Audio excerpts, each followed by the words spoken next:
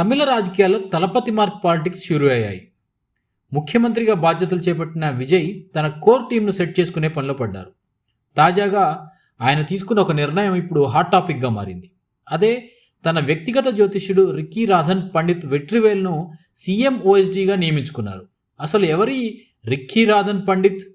విజయ్తో ఆయనకున్న సంబంధం ఏంటి? ఒకసారి చూద్దాం. రాధన్ పండిత్ అంటే కేవలం జ్యోతిష్యుడు మాత్రమే కాదు, ఒక పవర్ఫుల్ పొలిటికల్ స్ట్రాటజిస్ట్ కూడా. గతంలో దివంగత సీఎం జయలలితకు కూడా ఇతను అత్యంత సన్నిహితుడు. 1991లో అమ్మ ఘన విజయం సాధిస్తుందని ముందే చెప్పి ఆమె నమ్మకాన్ని గెలుచుకున్నాడు. అప్పటి నుంచి జయలలిత కీలక నిర్ణయాలన్నిటి వెనుక కూడా రాధన్ పండిత్ సలహాలు ఉండేవని టాక్. మరి విజయ్తో సంబంధం ఎలా మొదలైంది?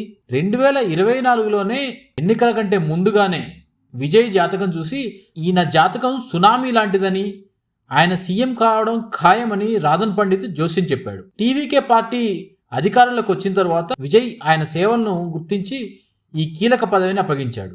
టీవీకే పార్టీ తమిళిగ వెట్రి కలగం పేరు కూడా విజయానికి ఆయనకు సీఎం పదవిని తెచ్చేదిగా ఉందని రాధన్ పండిత్ చెప్పారు.